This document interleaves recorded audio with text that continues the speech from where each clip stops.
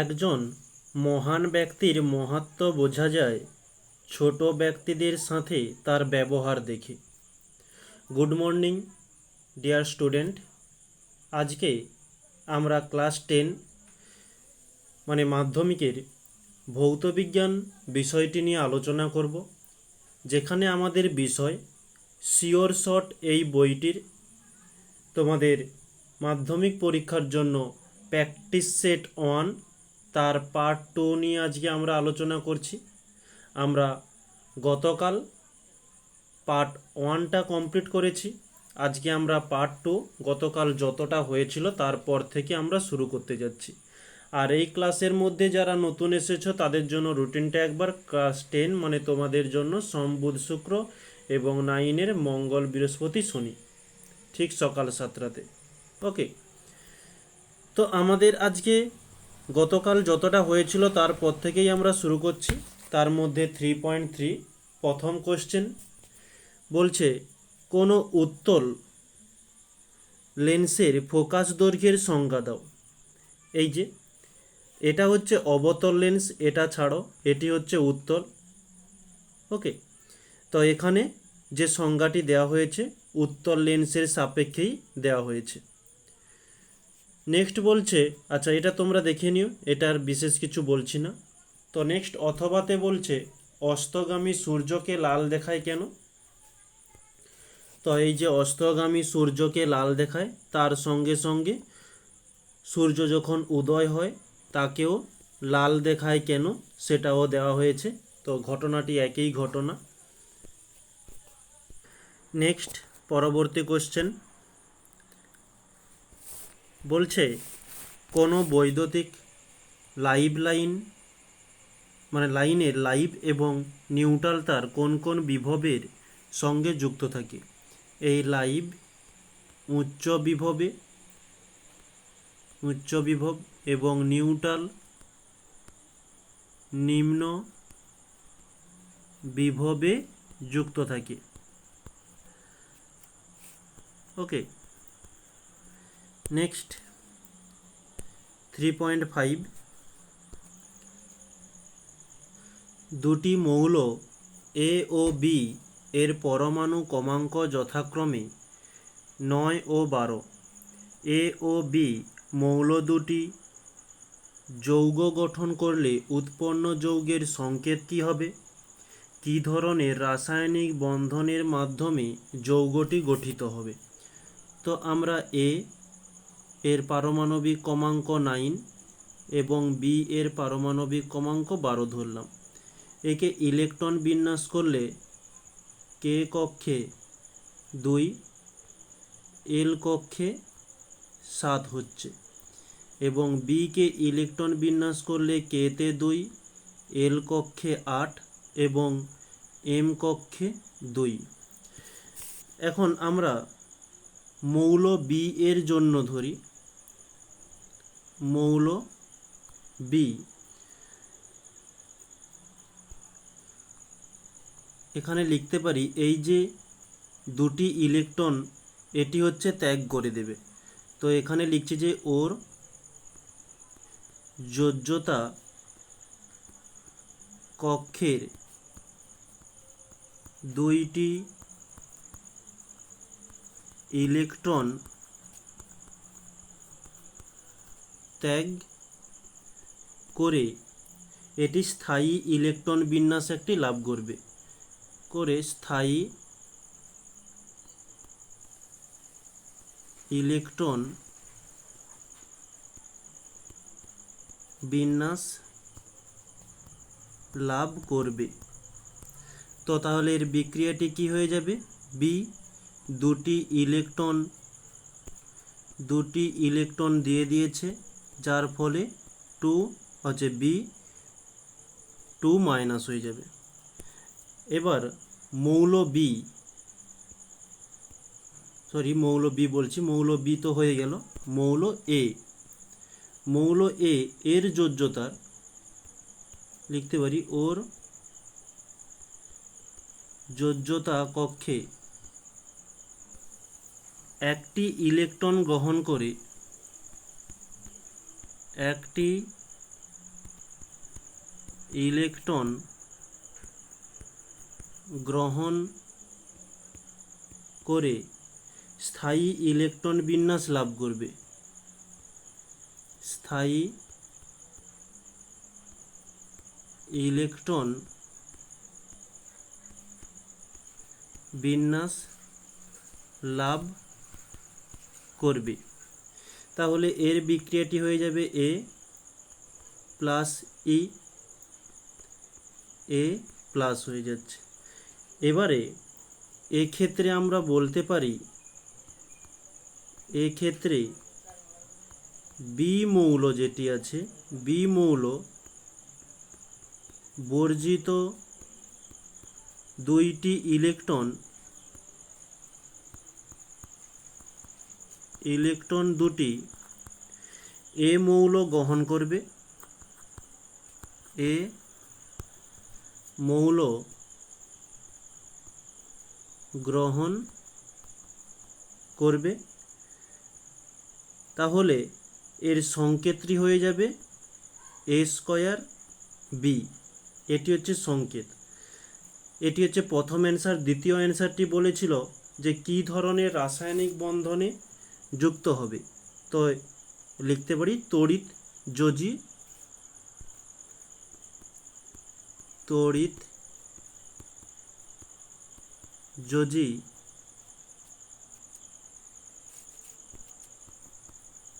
যৌগ তৈরি করবে, আর এটি হচ্ছে তড়িৎযোজী রাসায়নিক বন্ধনের মধ্যে যুক্ত হবে। ওকে, এটি হচ্ছে আমাদের অ্যান্সার।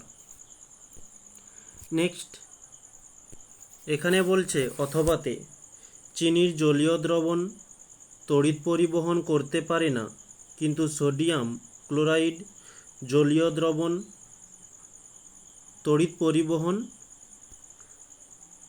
করতে পারে কেন, সেটি আমাদের প্রশ্নে জিজ্ঞাসা করেছে। তো এখানে খুব সুন্দরভাবে অ্যান্সারটি দেওয়া হয়েছে, তোমরা দেখে নিও। নেক্সট পরবর্তীতে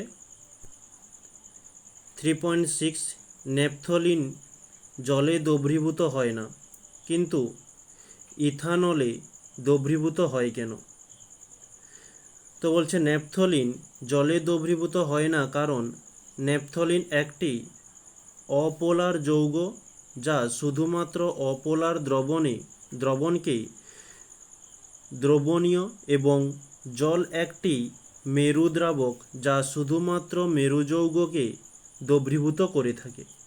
আর ইথানলে কি, যে ইথানলে জলের মতো পোলারিটি দেখা যায়, আবার এতে জলের মতো হাইড্রোজেন বন্ধনও দেখতে পাওয়া যায়, তাই ইথানল পানিতে দ্রবীভূত হয়ে যায়।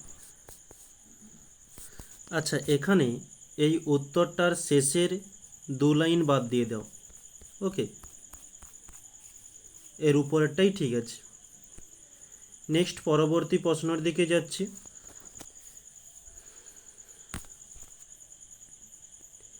দুটি বর্ণহীন গ্যাসের বিক্রিয়ায় একটি ঝাঁঝালো গন্ধযুক্ত গ্যাস উৎপন্ন হয়। উৎপন্ন গ্যাসটি লঘু HCl এ সিক্ত কাঁচদণ্ডের সংস্পর্শে এলে সাদা ধোঁয়া সৃষ্টি করে। বিক্রিয়ক গ্যাস দুটিকে শনাক্ত করো। HCl এর সঙ্গে ঝাঁঝালো গন্ধযুক্ত গ্যাসটির বিক্রিয়ার সমীকরণটি লেখো।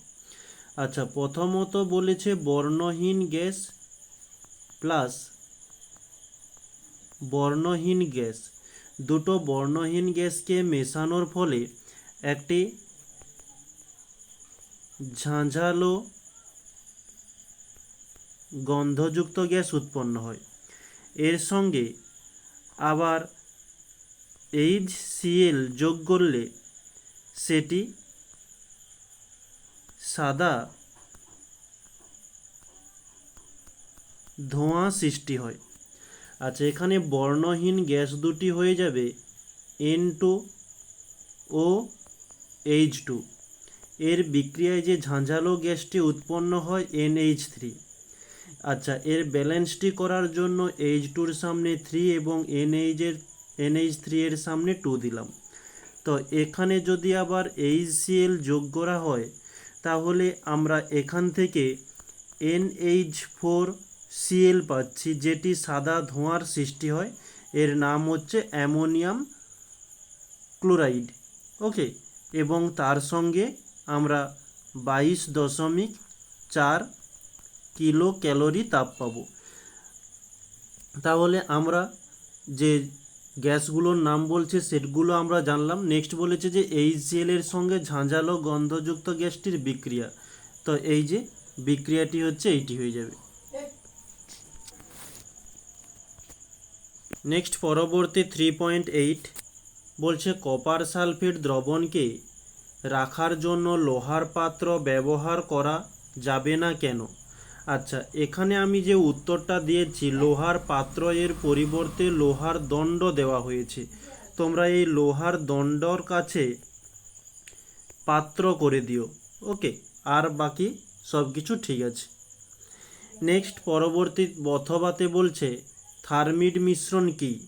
থার্মিড মিশ্রণ বা এই থার্মিড পদ্ধতির একটি ব্যবহারিক প্রয়োগ লেখো।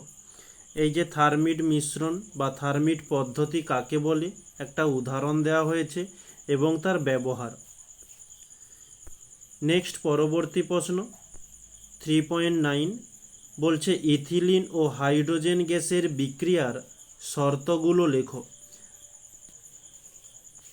আচ্ছা, এই যে শর্ত, এই 2 লাইন হয়ে যাবে।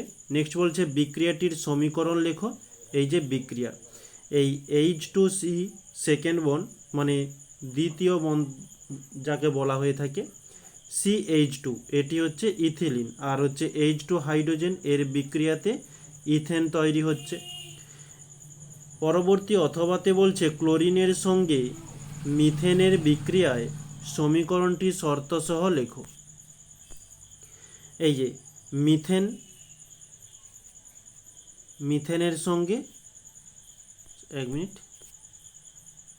আচ্ছা ক্লোরিনের সঙ্গে মিথেন বলেছে, আচ্ছা ওটাই হয়েছে। এই যে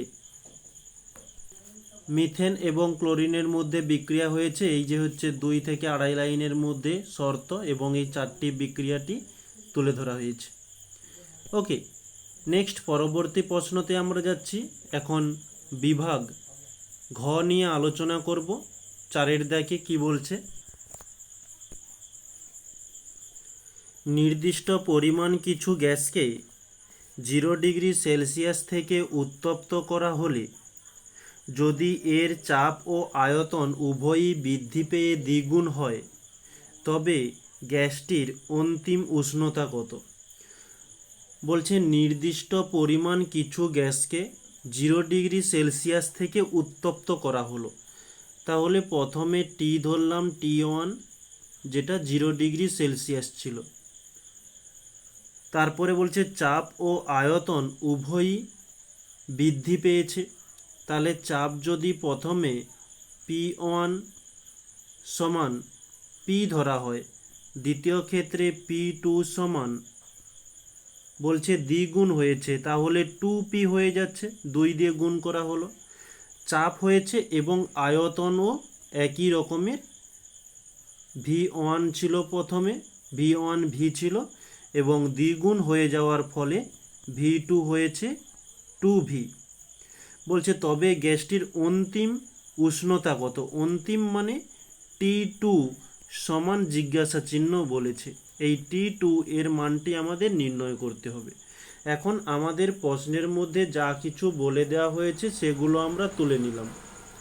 এখন নেক্সট এই যে 0 ডিগ্রি সেলসিয়াস রয়েছে, আমরা 0-র সঙ্গে 273 যোগ করে একে কেলভিনে নিয়ে যাব, তাহলে আমরা পাচ্ছি 273 কেলভিন।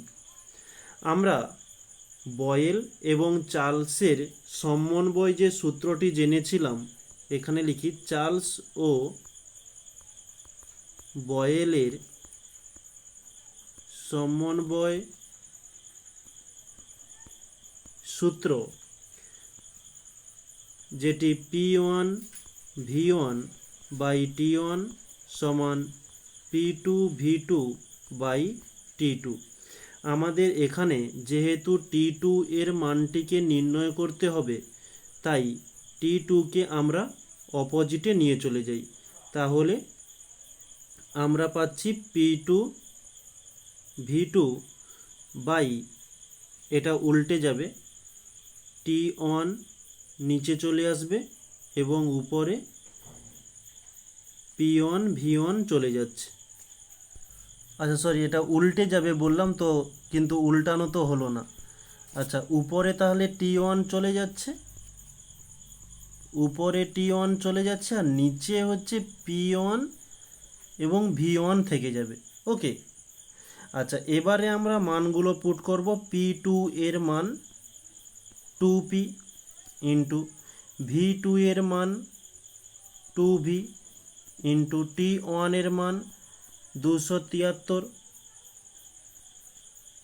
বাই P1 এর মান P, V1 এর মান V। এখন P কেটে গেল, V কেটে গেল, তাহলে আমরা পাচ্ছি যে 2 গুণিতক 273। এখান থেকে আমরা পেলাম যে 1092 এত কেলভিন। এখন আমরা প্রথমে একটু দেখে দিই যে 0 ডিগ্রি সেলসিয়াস ছিল, সেলসিয়াস থেকে কেলভিনে যাওয়ার জন্য 273 যোগ করেছি। আমাদের এই উত্তরটা কেলভিনে এসেছে, তো কেলভিন থেকে সেলসিয়াসে যাওয়ার জন্য আমাকে এই 1092 থেকে 273 মাইনাস করতে হবে। তাহলে এখানে T2 সমান আমরা লিখতে পারি 1092 মাইনাস 273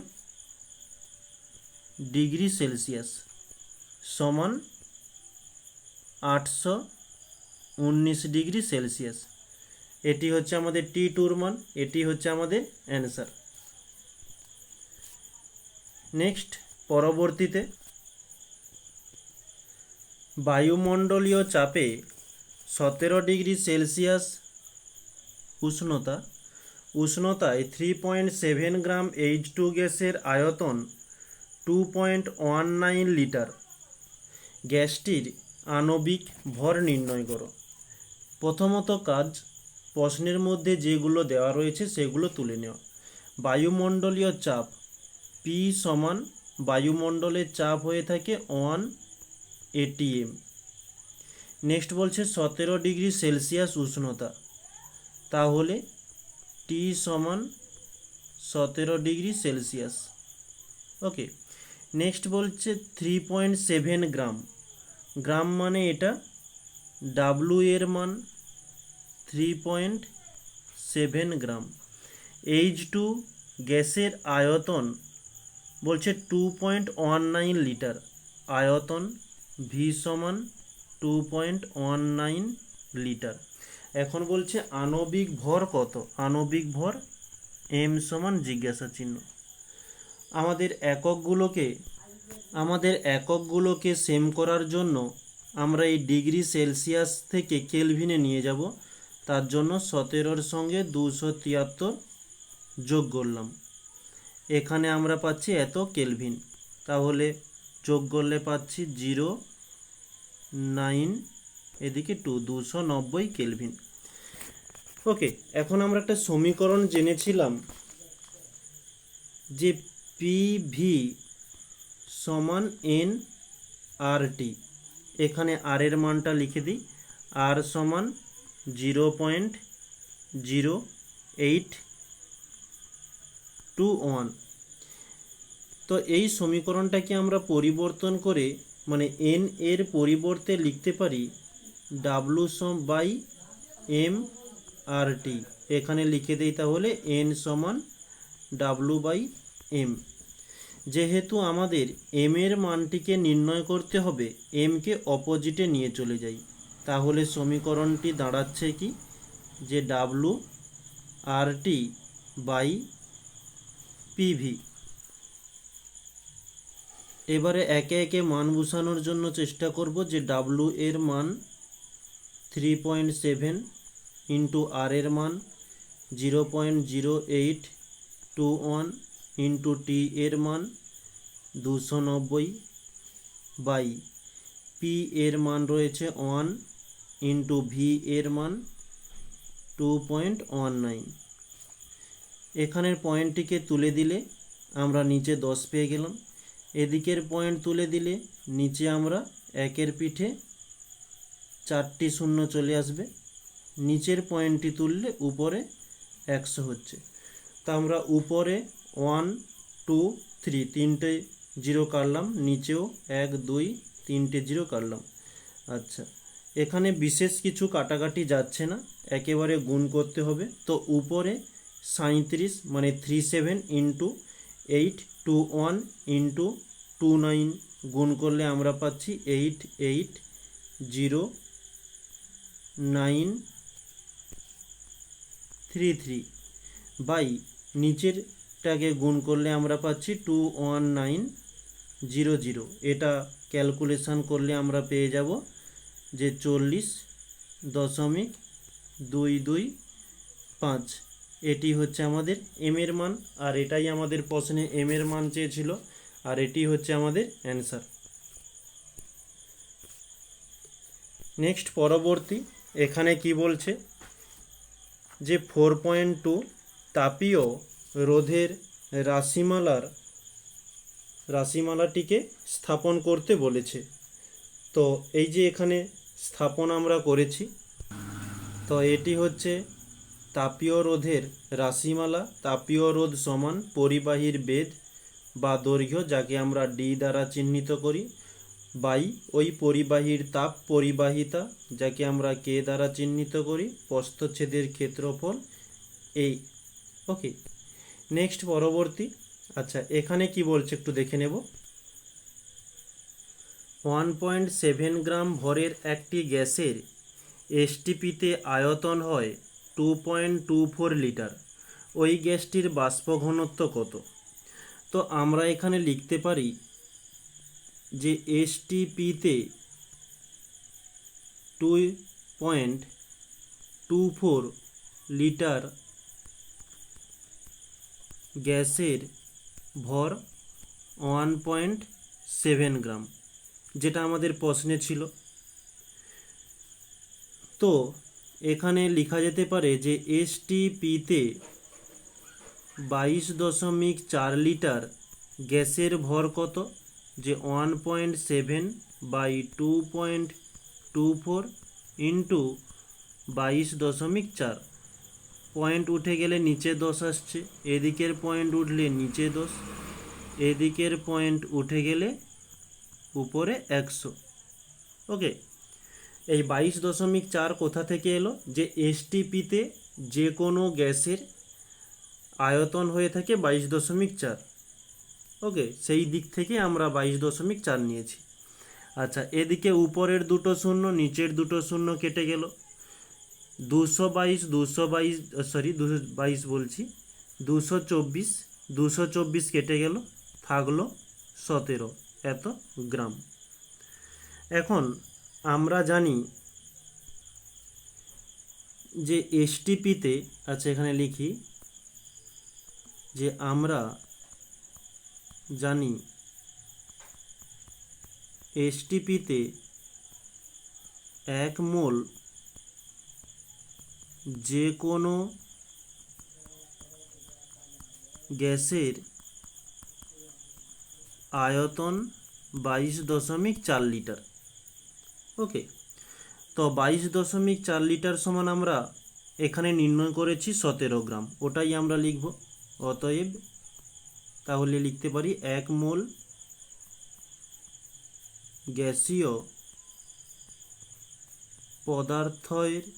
পদার্থের ভর 17 গ্রাম। তো আবারও লিখতে পারি যে তাহলে গ্যাসটির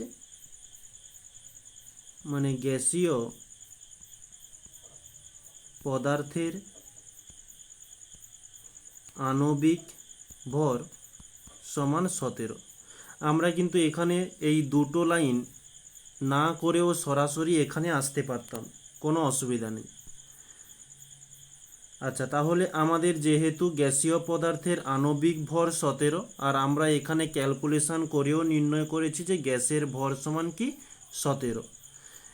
এবারে আমাদের চেয়েছে কি বাষ্প ঘনত্ব। তো আমরা বাষ্প ঘনত্বের যে সূত্রটি জানি, তো এখানে লিখতে পারি, আমরা জানি যে m সমান 2d, তাহলে d সমান বাষ্প ঘনত্ব কি হবে m/2। আর আমরা mটা কি, mটা হচ্ছে আণবিক ভর, যেটা আমরা নির্ণয় করেছি, এখানে m লিখে দিই। আণবিক ভর হচ্ছে 17/2, 2 দিয়ে ভাগ করলে আমরা পেয়ে যাব 8.2। এটি হচ্ছে আমাদের অ্যান্সার। নেক্সট, এখন এখানে কি বলছে, 21 গ্রাম লোহিতপ্ত আয়রনের উপর স্টিম চালনা করলে কি পরিমাণ H2 পাওয়া যায়। আমরা প্রথমত সমীকরণটি লেখার চেষ্টা করব। যে বলেছে 21 গ্রাম লোহিতপ্ত আয়রনকে আমরা, বা আয়রনের সংকেত হয়ে থাকে Fe, তার মধ্য দিয়ে স্টিম চালনা করা হয়েছে, মানে বাষ্পর সংকেত হয় H2O। আর এটি চালনা করলে আমরা বিক্রিয়া হিসাবে পাচ্ছি যে Fe3O4 প্লাস H2। আর এটি ব্যালেন্স করলে, ব্যালেন্সটা করে দিচ্ছি, ব্যালেন্স করলে আমরা এই যে পেলাম। তো আমরা এখানে কি পাচ্ছি, যে Feর সামনে 3 দেওয়া আছে, মানে লিখতে পারি যে 3 মোল। ওকে। আর Fe এখানে কিছু দেওয়া নেই, কিন্তু Fe এর মান হয়ে থাকে, মানে আণবিক ভর হয়ে থাকে 56। ওকে, তাই আমরা 3 গুণিতক Fe করলাম, Fe বলছি, যে Feর মানটা আমরা বসাবো 56। এটি গুণ করলে আমরা পেয়ে গেলাম 168। আর এই 168 এটি হচ্ছে 3Feর আণবিক ভর, আর Fe যেটা ছিল এটি হচ্ছে Feর আণবিক ভর হচ্ছে 56। ওকে, এখন আমাদের এই প্রশ্নের মধ্যে Fe লাগবে এবং H2 লাগবে। তো এখানে 4 মোল রয়েছে, তাহলে 4 গুণিতক H এর আণবিক ভর হয়, এখানে আবারও লিখে দিই, H এর আণবিক ভর 1, তাহলে 1, তার নিচে দেখতে পাচ্ছ 2 লেখা রয়েছে, মানে 2টি, তাই 2 দিয়ে গুণ করলাম। তাহলে 4 গুণিতক 1 2 2, 4 2 8 এত গ্রাম। ওকে, এখানে আমরা একটু ভাষা দিয়ে লিখতে পারি, বা এই বিক্রিয়াতে তোমরা দেখতে পাচ্ছ লেখা যেতে পারে যে 168 গ্রাম Fe এর মধ্য দিয়ে H2O চালনা করলে 8 গ্রাম H2 পাওয়া যায়। তাহলে 21 গ্রাম, যেটা প্রশ্নে বলেছে 21 গ্রাম Feর সঙ্গে H2O চালনা করলে কতটা H2 পাওয়া যাবে, এটাই আমাদের প্রশ্নে চেয়েছে, আর ওটাই আমরা এখন নির্ণয় করব। তাহলে এখানে একটু লিখি যে 168 গ্রাম Fe থেকে আমরা সরাসরি লিখে দিই, আর H2O এত সব লিখছি না, 8 গ্রাম H2 পাওয়া যায়। তাহলে 21 গ্রাম Fe থেকে কতটা H2 পাওয়া যাবে, 8/168 ইন্টু 21। ওকে, একে আমরা 3 দিয়ে কাটাকাটি করতে পারি, বা 8 দিয়ে দিই, 8 একে 8, 8 2 16, 8 একে 8, 21 21 কেটে গেলে আমাদের থাকছে 1 গ্রাম H2 পাওয়া যায়। আর এটি আমাদের চেয়েছে যে কতটা 21 গ্রাম Feর সঙ্গে স্টিম চালনা করলে কতটা H2 পাওয়া যাবে, 1 গ্রাম H2 পাওয়া যাবে। এটি হচ্ছে আমাদের অ্যান্সার।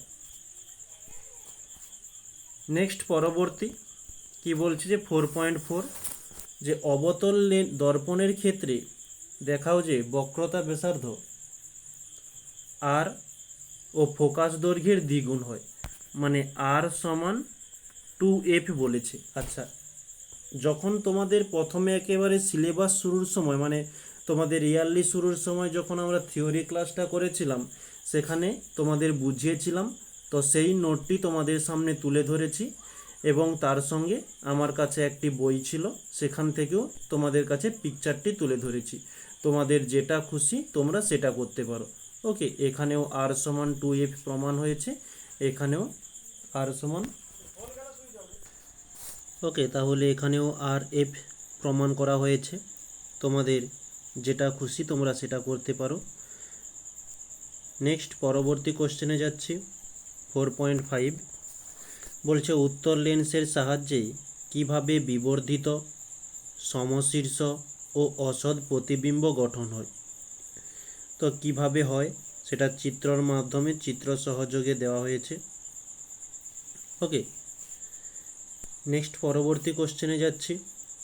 আচ্ছা, এখানে অথবাতে বলা হয়েছে লঘু থেকে ঘন মাধ্যমে আলোর প্রতিসরণে চ্যুতিকোণ নির্ণয় করো।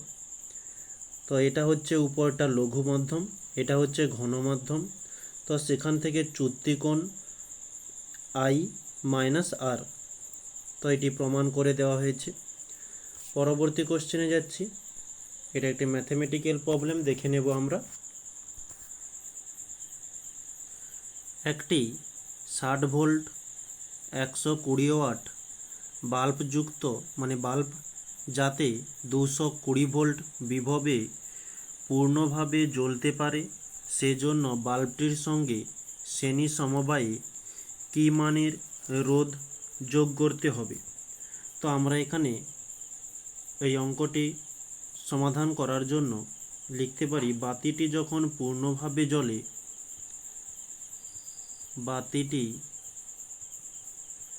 যখন পূর্ণভাবে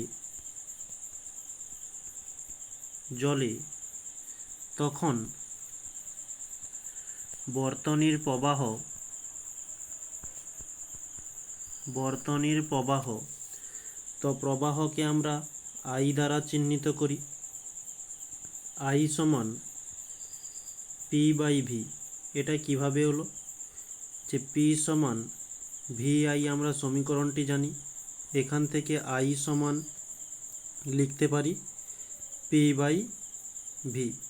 ওকে, তো এখানে P এর মান দেওয়া হয়েছে এই যে 120 ওয়াট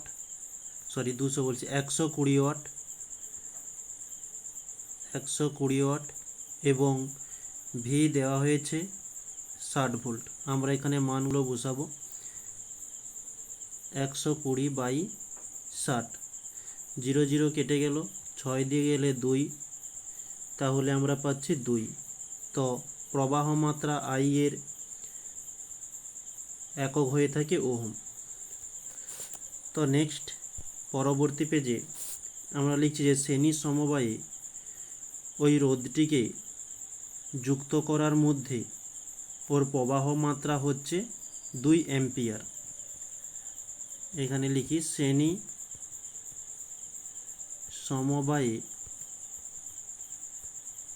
যুক্ত রোধের মধ্য দিয়ে প্রবাহ মাত্রা হয় 2 অ্যাম্পিয়ার বা, আচ্ছা এখানে আমরা 2 অ্যাম্পিয়ার করব, 2 অ্যাম্পিয়ার। আচ্ছা, সেটা আমরা যেখানে ওহম করেছিলাম এটা ওহম হবে না, কারণ ওহম হচ্ছে রোধের একক হয়ে যায়, আর হচ্ছে এটা অ্যাম্পিয়ার করে নিও। ওকে, আচ্ছা এখানেও আমরা অ্যাম্পিয়ার করেছি যে 2 অ্যাম্পিয়ার। এখন আমরা লিখতে পারি রোধের দুই প্রান্তে বিভব প্রভেদ দেওয়া হলে কত, যে রোধের দুই প্রান্তে বিভব প্রভেদ, দুই প্রান্তে বিভব প্রভেদ আগে আমাদের ছিল 220 ভোল্টে, আমাদের প্রশ্নে যেটা রয়েছে 220 ভোল্টে পূর্ণভাবে জ্বলবে এবং তার মধ্যে যে প্রবাহটি হচ্ছে সেটি হচ্ছে 60 ভোল্ট। তাহলে 220 - 60 করলাম সমান আমরা এখানে পাচ্ছি 160 ভোল্ট। আর রোধের মান নির্ণয়ের জন্য এই 160 বিভব প্রভেদ হয়েছিল 160 বাই আমরা 2 অ্যাম্পিয়ার পেয়েছিলাম প্রবাহ মাত্রা 2, কাটাকাটি করলে 2 আসতে 16, 0 আমরা পাচ্ছি 80। আর রোধের মান যেটা মানে রোধের একক হয়ে থাকে 80। আর এটি হচ্ছে আমাদের অ্যান্সার। নেক্সট পরবর্তী প্রশ্নতে যাচ্ছি। 4.7 বলেছে দেখাও যে সমান্তরাল সমবায়ে থাকা রোধগুলির তুল্য রোধ উপাদান রোধগুলির অনন্যকের সমষ্টির সমান। এই যে প্রমাণটি তুলে ধরা হয়েছে, এই যে তুল্য রোধের সঙ্গে অন্যান্য যেসব রোধগুলো রয়েছে তার সঙ্গে সমষ্টির সমান হয়ে থাকে, মানে যোগফলের সমান। নেক্সট এখানে কি বলছে একটু দেখে নেব। একই উপাদানের দুটি তারের প্রথমটির দৈর্ঘ্য দ্বিতীয়টির 4 গুণ। তাহলে আমরা ফার্স্ট করলাম এবং সেকেন্ড করলাম। ফার্স্ট এর জন্য L1 এবং দ্বিতীয়টির জন্য L2। বলেছে প্রথমটি দ্বিতীয়টির 4 গুণ। দ্বিতীয় যদি L ধরি তাহলে প্রথমটি হয়ে যাবে 4 × L। তারপরে বলছে প্রথম তারটির রোধ দ্বিতীয়টির দ্বিগুণ হলে, আচ্ছা রোধ R2 এদিকে হচ্ছে R1 ধরি, তাহলে দ্বিতীয়টির রোধ R, দ্বিতীয়টির বলেছে প্রথম তারটির রোধ দ্বিতীয়টির দ্বিগুণ, তাহলে দ্বিতীয়র সঙ্গে 2 গুণ করে দিই, তাহলে 2R বা R2 আমরা লিখতে পারি, কোনো অসুবিধা নেই। এখন বলছে যে দুটির প্রস্থচ্ছেদের ক্ষেত্রফলের অনুপাত কত। প্রস্থচ্ছেদ A সমান জিজ্ঞাসা চিহ্ন, এদিকে A2 সমান জিজ্ঞাসা চিহ্ন। এখন আমরা একটা সমীকরণ জানি যে R সমান রো L/A। তো এখান থেকে A এর মানটি পাওয়ার জন্য রো L/R, তাহলে আমরা এই A এর সমীকরণটি পুট করব। রো L1/R1, এটি প্রথমটির জন্য। তো মানগুলো পুট করলে L1 এর মান 4L, R1 এর মান 2R করে দিই, 2R বা R2 করতে পারো। ঠিক একই রকমের A2 এর জন্য রো L2/R2, রোকে রো থাকলো, L2 এর পরিবর্তে L2 এর মান L দিলাম, R2 এর মান R দিলাম। এখন এই দুইজনের অনুপাত নির্ণয় করব, যে A1 অনুপাত A2। A1 এর মান হয়েছিল রো ইন্টু 4L/2R অনুপাত, দ্বিতীয়টির মান হয়েছিল রো ইন্টু L/R। এখন এদিকে রো রো কেটে গেল, L কেটে গেল, R কেটে গেল, 2 দিয়ে দিলে 2 একে 2, 2 দুগুণে 4। এখন আমরা পাচ্ছি 2/1 অনুপাত 1/1, মানে কিছু নেই মানে 1। তো এটা যদি কোণাকোণি গুণ করি তাহলে আমরা 2 × 1 করলে 2, এদিকে 1 গুণ করলে 1, তাহলে আমরা মানটি কি পাচ্ছি 2:1। এটি হচ্ছে আমাদের অ্যান্সার। নেক্সট পরবর্তী 4.8, এখানে বলছে আলফা, বিটা ও গামা রশ্মির ভর, আধান ও ভেদন ক্ষমতার তুলনা করো। তো প্রকৃতির কথা এখানে কিছু বলেনি, কেটে দিলাম। আধান, ভর এবং ভেদন এই তিনটি বলেছে, তিনটি দেখে নিও। আলফা, বিটা, গামা সুন্দর ছক দিয়ে তুলে ধরা হয়েছে। নেক্সট পরবর্তী এখানে 4.9 কি বলছে যে ClF IBR কে তাদের পরমাণুর আকার, জারণ ধর্ম ও তড়িৎ ঋণাত্মকতার ক্রম অনুসারে সাজাও। আচ্ছা, Cl মানে পরমাণুর আকারটা দেখে নিই।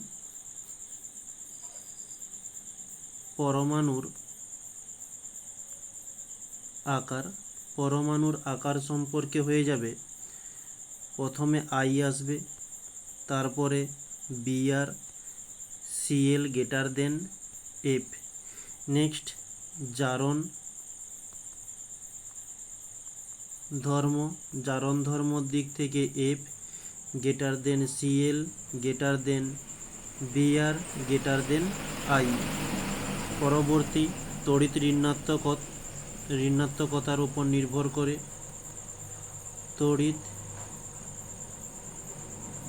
ঋণাত্মক এর উপর নির্ভর করে ঠিক জারণেরই মতো একই রকম হয়ে যাচ্ছে, F greater than Cl greater than Br greater than I। ওকে, এটাই আমাদের চেয়েছিল। নেক্সট পরবর্তী প্রশ্নতে যাচ্ছি। 4.10 বলছে লোহার চামচের ওপর নিকেলের প্রলেপ দিতে হলে ক্যাথোড, অ্যানোড এবং তড়িৎ বিশ্লেষ্য রূপে কি ব্যবহার হয়? আচ্ছা, এখানে বলছে পিতল বা লোহার দ্রব্যকে ক্যাথোড রূপে, বিশুদ্ধ নিকেল দণ্ডকে অ্যানোড রূপে এবং তড়িৎ বিশ্লেষ্য রূপে সামান্য বোরিক অ্যাসিড মিশ্রিত নিকেল সালফেট দ্রবণ। ওকে, নেক্সট অথবাতে বলছে ধাতুর তড়িৎ পরিশোধন কাকে বলতে কি বোঝো এবং তড়িৎ পরিশোধনের মূল নীতিটি লেখো। আচ্ছা, এখানে তড়িৎ পরিশোধন বলছে অশুদ্ধ ধাতু থেকে বিশুদ্ধ ধাতু পাওয়ার প্রক্রিয়াকে তড়িৎ পরিশোধন বলে। তো অপবিত্র ধাতু পরিশোধন করার জন্য সর্বাধিক ব্যবহৃত পদ্ধতি হলো ইলেকট্রোলাইটিক পরিশোধন বা ধাতুর তড়িৎ পরিশোধন। এর ব্যবহার বা মূলনীতি বলতে পারি যে ধাতু নিষ্কাশনে এটি ব্যবহার হয়ে থাকে। পরবর্তী প্রশ্ন 4.1 বলছে ইথেন, ইথিলিন ও অ্যাসিটিলিনের একটি করে সমগণীয় যৌগের সংকেত লেখো। তো ইথেনে লিখতে পারি C2H6, ইথিলিন এখানে C2H4, তারপরে অ্যাসিটিলিন লেখা যেতে পারে C2H2। ওকে, তারপরে অথবাতে বলছে সিএনজির পুরো নাম, উপাদান ও একটি ব্যবহার। এখানে সিএনজির পুরোটা দিয়ে দিচ্ছি। এর পুরো নাম কম্প্রেসড ন্যাচারাল গ্যাস। এর প্রধান উপাদান হয়ে থাকে, এই যে প্রাকৃতিক গ্যাসের প্রধান উপাদান হলো মিথেন। প্রাকৃতিক গ্যাস বলতে এই সিএনজি গ্যাসকেই বলা হয়ে থাকে প্রাকৃতিক গ্যাস। আর ব্যবহার হিসাবে 3টি ব্যবহার রয়েছে, যেটা খুশি করতে পারো বা 3টাই দিয়ে দিতে পারো। পরবর্তী প্রশ্ন বলছে পর্স পদ্ধতিতে H2SO4 প্রস্তুতির নীতি ও সমীকরণ লেখো। পর্স পদ্ধতি 4টি স্টেপে হয়ে থাকে। তো 4টি স্টেপ বিক্রিয়া সমেত তুলে ধরা হয়েছে, দেখে নিও। ওকে, আচ্ছা, তাহলে আজকে আমাদের ক্লাসের মধ্যে যে টপিকগুলো ছিল সেগুলো আমরা খুব সুন্দরভাবে কমপ্লিট করলাম। এরপরেও যদি তোমাদের কোনো সমস্যা থেকে থাকে অবশ্যই কমেন্টে জানাতে ভুলো না। আর আমরা যে ফাইনাল যে পিডিএফটি পেয়েছি সেটি ঠিক ক্লাস শেষ হওয়ার 1 থেকে 2 ঘন্টার মধ্যেই তোমরা পিডিএফটি পেয়ে যাবে। তো যারা জানোনি তাদেরকে বলে দিই, এই ক্লাসের নিচে ডেসক্রিপশান বক্সে তোমাদের কাছে পিডিএফগুলো পৌঁছে দেওয়ার জন্য একটি টেলিগ্রাম গ্রুপ রয়েছে। ওই লিঙ্কে ক্লিক করে তোমরা টেলিগ্রাম গ্রুপে জয়েন্ট হতে পারো, ওখান থেকে তোমরা পিডিএফগুলো পেয়ে যাবে। ওকে, তাহলে আজকের ক্লাসে এই পর্যন্তই ছিল। সবাইকে থ্যাংক ইউ বলে আজকের ক্লাসটি এখানেই সমাপ্ত করছি।